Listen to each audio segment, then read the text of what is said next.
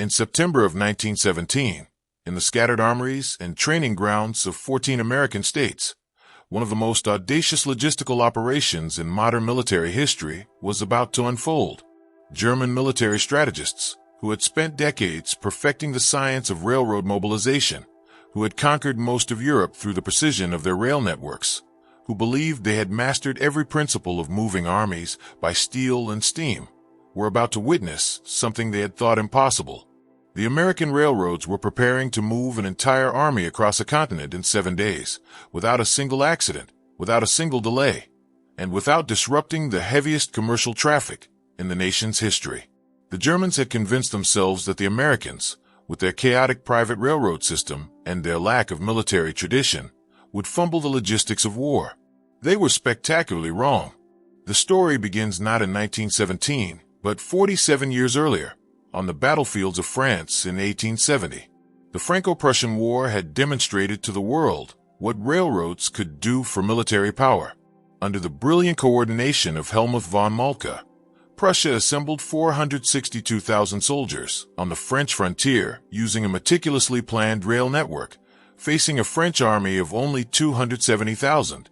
The French lost some 100,000 men through poor planning and inferior rail coordination before the real fighting even began.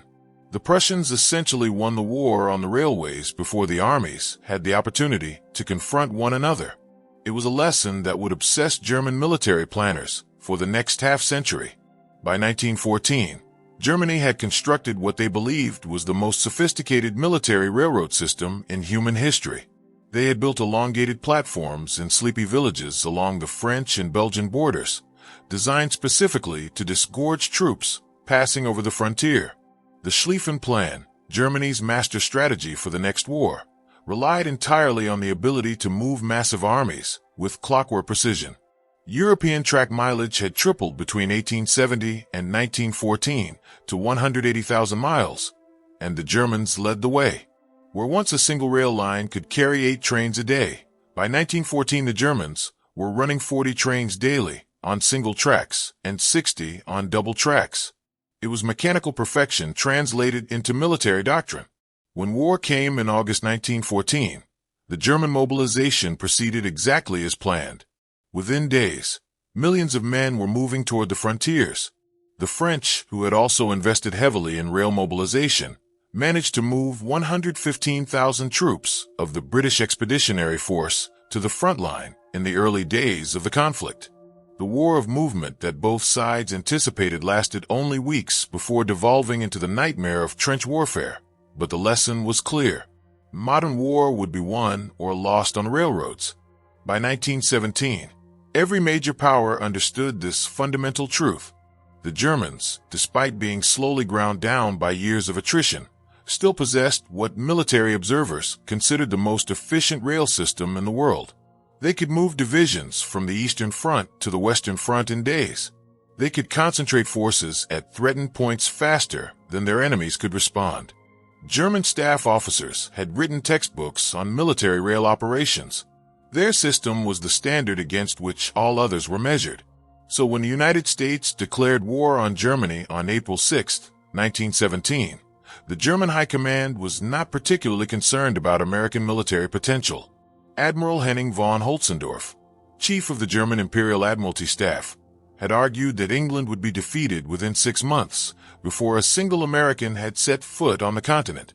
He dismissed American military power with casual contempt, saying that money as well as words would be hurled at Germany, but military developments would come either not at all or too late to have any effect. Kaiser Wilhelm II agreed, writing in the margins of a telegram warning about American intervention that such a possibility was irrelevant. The German leadership believed they understood railroad logistics better than anyone in the world, and they knew what it took to move armies. The Americans, they were certain, would never manage it in time.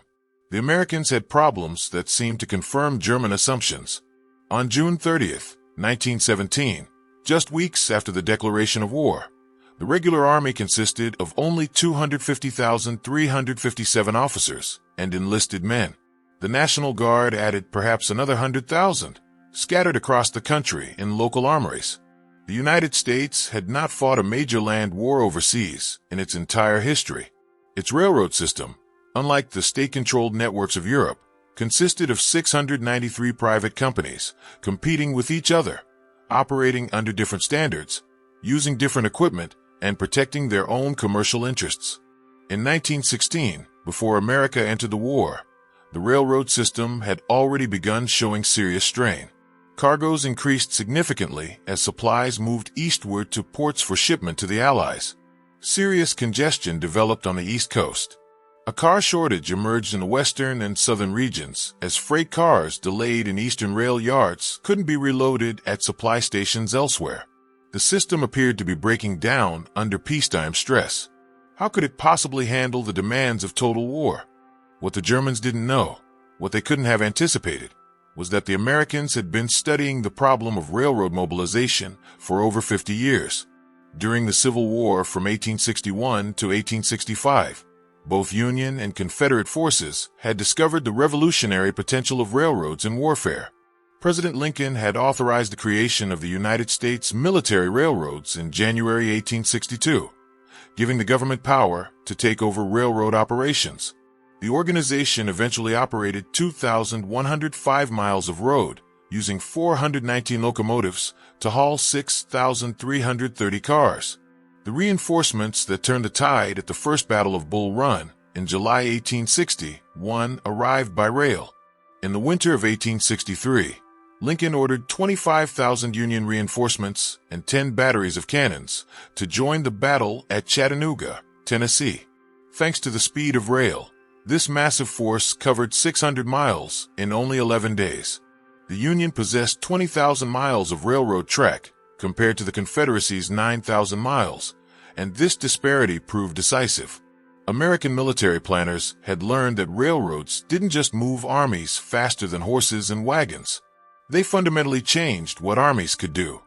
By 1885, during the Geronimo Campaign, General Nelson Miles had tied heliographs and telegraph networks to the railroad system of New Mexico and Arizona, allowing him to rapidly shift forces to reported sightings of Apache warriors.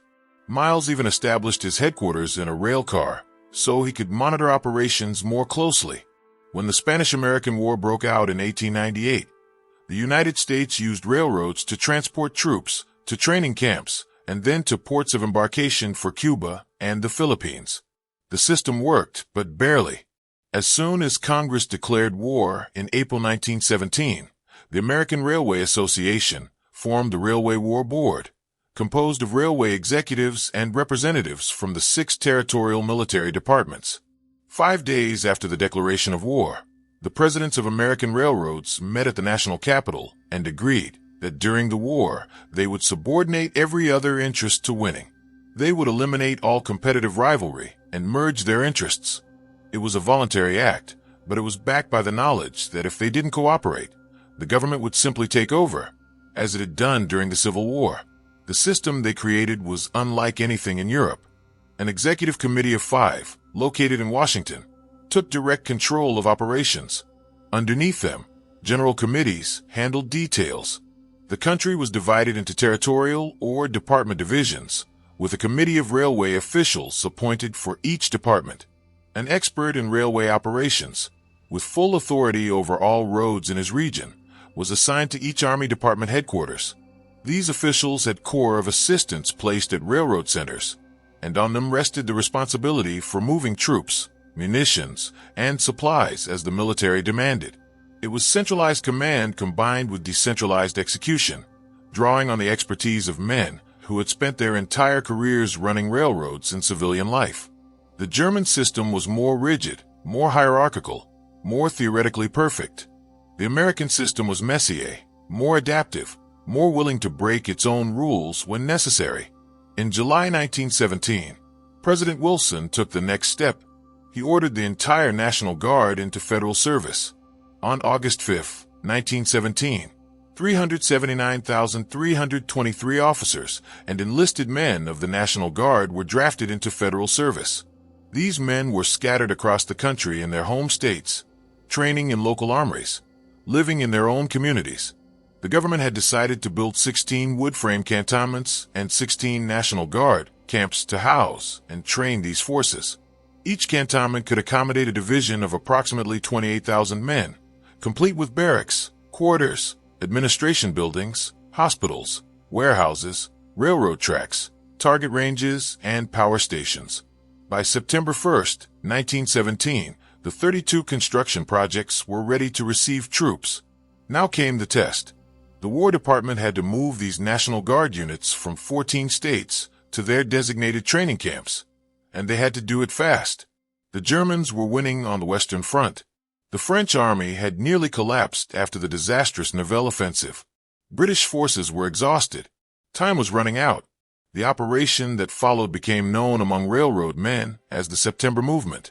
Between September 5th and September 12th, 1917, American railroads moved 82 National Guard organizations from 14 states to distant cantonments across the nation. The movement involved 2,571 officers and 83,751 enlisted men, along with all their baggage, tents, wagons, and animals. The railroads had to coordinate movements across a distance spanning the entire eastern half of the United States. Units from New York, Pennsylvania, Massachusetts, Connecticut, Vermont, New Hampshire, Rhode Island, New Jersey, Maryland, Delaware, Virginia, West Virginia, Ohio, and Michigan all had to move simultaneously to camps in the South and Southwest. Each unit traveled hundreds of miles, many traveling over 1,000 miles. The scheduling alone was nightmarishly complex. Trains carrying troops had to share tracks with regular commercial traffic, which was already at record levels due to war production. Delays at any point could cascade through the entire system, creating massive congestion. The German General Staff, had they known the details, would have predicted chaos. Their own system required months of planning for comparable movements. They had built their network specifically for military traffic, with dedicated lines and military-controlled junctions. The Americans were attempting this operation on commercial lines during peacetime business hours, while maintaining regular passenger and freight service. It should have been impossible. The plan the Americans developed was both simple and breathtakingly ambitious. Not more than one regiment would travel on any one railroad on any one day. Not more than one regiment would arrive at any camp on the same day. This would prevent congestion at departure points, along routes, and at destinations. Every movement was scheduled to the hour. Every train crew knew exactly when to depart, exactly which route to follow, exactly when to arrive. The railroad officials who had spent decades moving freight and passengers across the continent applied all their expertise to moving soldiers. They scheduled trains around commercial traffic. They prepositioned locomotives and crews. They prepared sidings and signals. They established communication networks to report any problems instantly. On September 5th, the movement began. Trains started rolling out of armories and assembly points across 14 states. In New York, thousands of National Guard soldiers who had been drilling in their hometowns boarded trains for camps in the South. Pennsylvania units moved to Georgia. Ohio troops headed to southern training facilities. Massachusetts soldiers traveled to camps they had never heard of in states they had never visited. The trains rolled south and west, threading through the busiest railroad network in the world, carrying an army to war. For 7 days, the trains kept moving, through day and night, in clear weather and rain, across mountains and rivers and plains. The trains maintained their schedules. 1/3 of the soldiers required overnight accommodations on sleepers provided by Pullman, adding another layer of complexity to the operation. Each train typically consisted of 14 or 15 cars, lengthy enough to require careful handling at every junction and curve. The crews had to maintain speed while ensuring safety. They had to keep to schedule while accommodating unexpected problems. What happened next stunned everyone who understood the magnitude of the operation. The movement was carried out in such a manner that there was not more than one regiment on any one railroad on any one day, exactly as planned. Not more than one regiment arrived at any camp on the same day, exactly as planned. The transportation involved 2,571 officers and 83,751 enlisted men, with all their baggage, tents, wagons, and animals. Without an accident to a single man. Without delay at point of origin, en route, or at destination. Without a hitch in the arrangements as originally planned. In 7 days, the American railroad system moved an army of nearly 90,000 men across a continent, during the heaviest commercial traffic in the nation's history, without disrupting regular business, and without a single casualty or significant delay.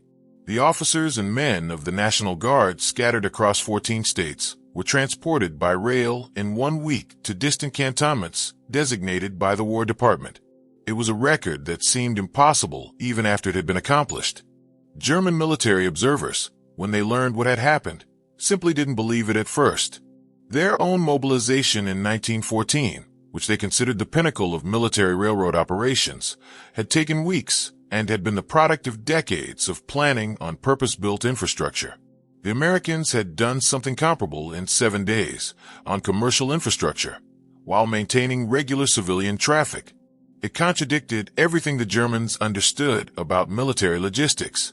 The Prussian officers who had written the textbooks on railroad operations couldn't explain it. The staff officers who had planned the Schlieffen Plan couldn't reconcile it with their theories. The Americans, who were supposed to be hopelessly behind in military science, who had no tradition of continental warfare, who operated a chaotic system of private competing railroads, had just demonstrated capability that exceeded anything in Europe. By the time the Germans fully grasped what American railroads could do, it was too late.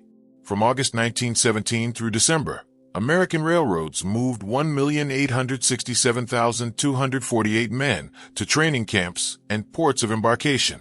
From May 1, 1917, to April 30, 1919, more than 12,100,000 men were transported by the railroads.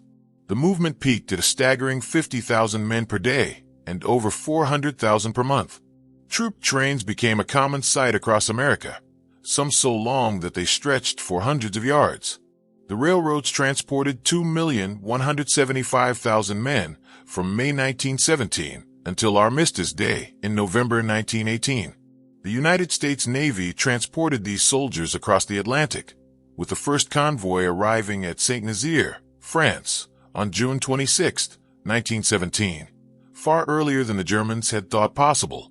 Admiral Holzendorf had predicted that not a single American would reach Europe before England was defeated. Instead, American troops were landing in France within weeks of the declaration of war, and they kept coming in ever-increasing numbers. The impact on the battlefield was decisive. When the Germans launched their final desperate offensives in the spring of 1918, attempting to break through Allied lines before American reinforcements arrived in force, they discovered that they were already too late. By June 1918, American troops were arriving at a rate of 10,000 per day. By the summer of 1918, nearly 2 million American soldiers were in France. The German offensives, which had initially made spectacular gains, ground to a halt as fresh American divisions filled the gaps in Allied lines. German soldiers, exhausted after 4 years of war, found themselves facing well-fed, well-equipped American troops who seemed to arrive in unlimited numbers. The railroad system that had moved these men from their hometowns to training camps to ports of embarkation in a matter of months had accomplished what German planners had thought would take years, if it could be done at all. The psychological impact on German military leadership was profound. They had built their entire war strategy on calculations of time and logistics. They had believed that American military potential, while theoretically large, could never be mobilized quickly enough to matter. The railroad movements of September 1917 and the months that followed demolished those assumptions. If the Americans could move armies with such efficiency, if they could organize their chaotic private railroad system better than the German state-controlled network, if they could do all this while maintaining the highest commercial traffic in their history, then Germany's calculations were fundamentally wrong. The war was no longer about whether America could mobilize, but about how fast Germany could win before American mobilization reached its full potential. By late 1918, it was clear that Germany had lost that race. The German General Staff, after the war, studied the American railroad mobilization with bitter attention. In their analysis, captured in documents examined by military historians, They acknowledged that they had fundamentally misunderstood American capabilities. The Americans had not relied on theoretical perfection or rigid planning. Instead, they had empowered experienced railroad men to solve problems in real time, using their knowledge of the system and their relationships with other railroad officials. The decentralized execution, which German officers had viewed as a weakness, had proven to be a strength. When problems arose, local officials could make decisions immediately without waiting for approval from distant headquarters.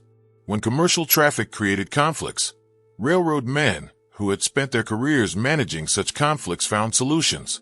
The system was messy and informal by German standards, but it worked better than the German system. Meanwhile, the American railroad achievement didn't end with domestic troop movements. When American forces arrived in Europe, they brought their railroad expertise with them. The 11th through 19th Engineer Regiments arrived in France to conduct railroad operations. These were not ordinary soldiers. They were battalions sponsored by America's Class I railroads, filled with experienced supervisors who became battalion officers and inducted employees who served according to their railway specialties. The 727th Railway Operating Battalion, sponsored by the Southern Railway Company, went to work in Sicily in July 1943. General George S. Patton Jr. later wrote that the battalion organized national rail workers, located equipment, had steam up, and made a reconnaissance of rail lines 4 hours after landing. In its first 24 hours of operations, it was moving military freight. The 713th Railway Operating Battalion, affiliated with the Atchison, Topeka, and Santa Fe Railway Company, went to work in Marseilles in August 1944 and found the ports in much better condition than those in northern France. General Dwight D. Eisenhower, reflecting on the work of American soldier railroaders in North Africa, wrote that when Allied forces went into North Africa, the railway could deliver a maximum of 900 tons of supplies per day. Yankee energy and modern American methods of operation increased the daily tonnage to 3,000. By May 1945, when the war in Europe ended, the military railway service included 7 grand divisions, 24 operating battalions, 7 shop battalions, and various depot and maintenance units. Between D-Day at Normandy and V-Day, the service loaded and moved more than 18 million tons of military freight. On June 7, 1945, American railroaders were operating 1,937 locomotives, 34,588 freight cars, and 25,150 miles of track in Western Europe. The largest contingent of American soldier railroaders numbered more than 26,600 officers and enlisted men serving in Europe by the end of the war. The German railroad system, by contrast, collapsed under the pressures of total war. In 1941, as Germany invaded the Soviet Union, German railroads were already struggling to supply the Eastern Front. The track was not well ballasted or in good condition, slowing trains considerably.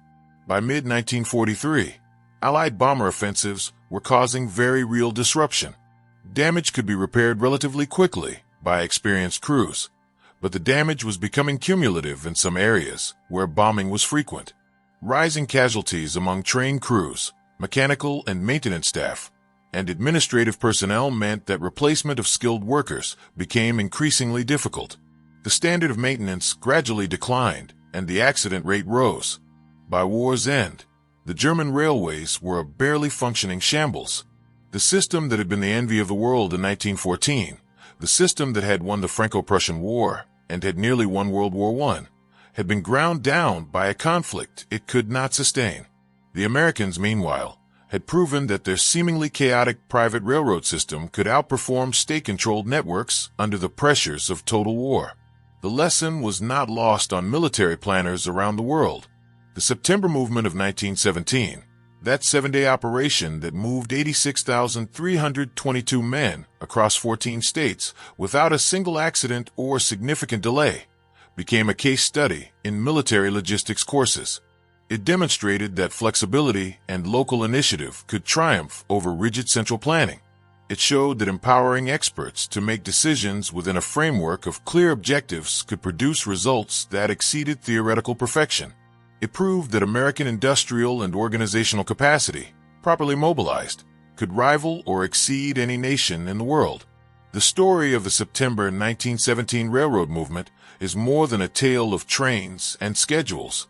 It represents a fundamental shift in how the world understood American power. Before 1917, European military establishments viewed America as a wealthy but militarily incompetent nation, lacking the traditions and organizational capacity for modern war. The Germans, in particular, had convinced themselves that American mobilization would be slow, chaotic, and ineffective. The railroad movements of 1917 and 1918 shattered those assumptions. The Americans had demonstrated that their industrial civilization, when fully mobilized, could produce military power on a scale that dwarfed anything Europe could match. The German officers who had dismissed American military potential with contempt found themselves facing an opponent who could move armies with greater efficiency than the vaunted German general staff. In many ways, the American railroad achievement foreshadowed the Allied victory in World War II. During that conflict, American railroads again proved their capabilities, moving approximately 2 million troops a month for deployment after Pearl Harbor. Between 1942 and 1944, railroads carried more than 90% of the military's freight and 98% of its personnel. The diesel-electric locomotives that were first introduced during World War I became integral to expanding America's rail capacity during World War II. Unlike steam locomotives, diesels could travel longer distances without stops for servicing or water. They could be mass-produced to meet growing demand. The American railroad system was blessed with a generous loading gauge, meaning that American trains could carry more tonnage per trip than European trains. Where French locomotives could pull no more than 50 cars, American locomotives could pull much longer trains with crews of 7. This meant fewer train movements were required to move the same amount of cargo, which was a critical factor in 1944 when Allied operations in Europe depended on maintaining supply lines across France. The entire episode demonstrates a truth that military historians have long recognized, but that civilian populations often forget. Wars are won not just on battlefields, but in factories, on farms, in mines, and on railroads. The capacity to move men and material, to sustain armies in the field, to replace losses and maintain momentum. These logistical capabilities determine victory as much as tactical brilliance or strategic genius. The Germans understood this in theory, which is why they invested so heavily in their railroad network before 1914. But they made a fatal error in assuming that their system was superior simply because it was more theoretically perfect. They failed to understand that American pragmatism, American flexibility, and American willingness to empower local decision-makers could produce results that exceeded any amount of top-down planning. The German officers who studied American railroad operations after World War I found themselves in the uncomfortable position of having to acknowledge that they had been outclassed by a system they had dismissed as chaotic and inefficient. Their reports, grudging and technical, admitted that the Americans had achieved something remarkable, but they never fully understood how the Americans had done it. They kept looking for the secret plan, the hidden organizational structure, the master schedule that explained American success. What they couldn't grasp was that the secret was not a plan but a philosophy. The Americans had empowered people who knew railroads to run railroads, had given them clear objectives rather than detailed instructions, and had trusted them to solve problems as they arose. It was not the German way of doing things, but it worked. By the 1920s and 1930s, as the world rebuilt from the catastrophe of World War I, the American railroad achievement became a footnote in military history, overshadowed by the dramatic battles and political consequences of the war. But among military logisticians and railroad experts, the September movement remained a legend. It represented the gold standard of military rail operations, the benchmark against which all subsequent movements were measured. When the United States began mobilizing for World War II in 1940 and 1941, military planners drew directly on the lessons of 1917. They knew what was possible because it had been done before. They knew that American railroads, properly organized and given clear priorities, could move armies with unprecedented speed and efficiency. The story of German officers being stunned by American railroad capabilities is ultimately a story about the limits of rigid thinking and the power of adaptive systems. The Germans had built what they believed was a perfect machine for military mobilization. They had studied every detail, planned every movement, eliminated every variable they could control. Their system worked brilliantly when conditions matched their planning. But when faced with the unexpected, when circumstances deviated from their calculations, their rigid system struggled to adapt. The Americans, by contrast, had built a system that embraced complexity and uncertainty. They had created a framework for coordination without trying to control every detail. They had empowered experts to make decisions without requiring approval for every action. Their system was messier, less elegant, less theoretically perfect, but it was more resilient, more adaptive, and ultimately more effective. This points toward a broader lesson about industrial civilization and military power in the modern age.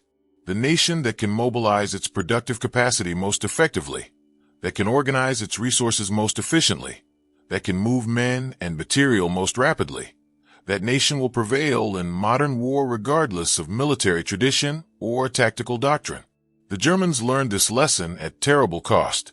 Their military traditions, their tactical excellence, their operational brilliance, none of these factors could overcome the fundamental logistical superiority of the Allied coalition led by American industrial power.